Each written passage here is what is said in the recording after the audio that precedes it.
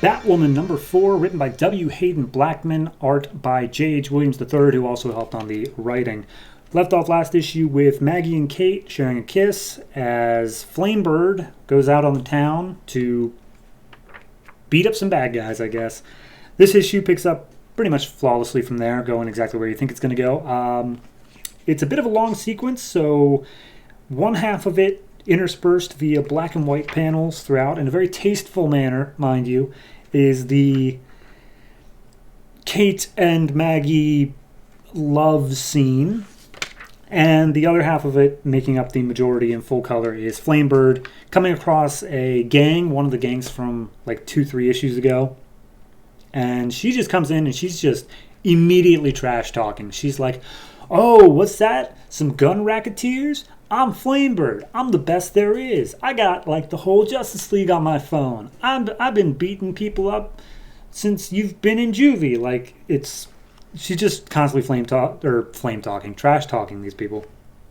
And then as she beats up basically most of the just low-level gang people there, La Llorona actually shows up and she's like, "Oh, you shouldn't have done that. You're in for some trouble now." And then she turns around and sees this giant man with a hook hand and terrifying speech bubbles saying, "She's pretty bones. I'm going to play with them." And Flamebird's like, "Whatever, I'll take you down too." And she lands a few good hits on him, shoves his head in the sand, but then he just turns around and just one punches her, and she is immediately just off her game. He slashes her with the hook, and then almost immediately, like as soon as the fight starts, he just shoves the hook through her torso, and she's in shock. She's like, "But that's not supposed to happen." And the hook man just walks off, leaving Flamebird to just bleed out in the snow as we get the climax of the love scene on the bottom panel. So pick up the next morning. Kate's waking up with Maggie, and they're like, "Oh, hey, it's morning already." So Maggie has to get into work, and she's still upset that she can't figure out any sort of lead on this La Llorona thing. And Kate's like, "Hey, you're a fantastic detective. I'm sure you'll figure it out." And she's like, "Well, yeah, I mean, I'm going to, because the only thing that's worse than telling those parents that I don't have any leads is giving up on this case." And then we see that Detective Chase came across the body of Flamebird, who is actually still alive. And she's like, "Cool. Pick her up and let's bring her into the lab. We're going to take off that mask once we get her talking again." So then we cut to, I assume, later that night. It's a whole day has passed. And Batwoman is talking to this woman who moonlights at the morgue. But her other side job is that she basically bandages up supervillains and any sort of like bad guys that come up. Like, she's just someone who provides medical care regardless of their moral standing. So Batwoman's using that as leverage of like, "I'll try to make sure Batman doesn't come by to shut you down, but no promises. So tell me what you know about the mother of these 2 children," because they were the first ones. And apparently the mother, she reeked of gin as she investigated the bodies, and then maybe afterwards she was deported. They're not entirely sure. But the one dude who's like being operated on while the scene is going on, they say that her name is Maria, and she's the risen dead. So let me cut back over to Chase along with Flamebird and other people, and basically like, we can't get any sort of identity off her at all. The fingerprints have been scrubbed. There's no sort of dental records or anything like that. She is completely a ghost.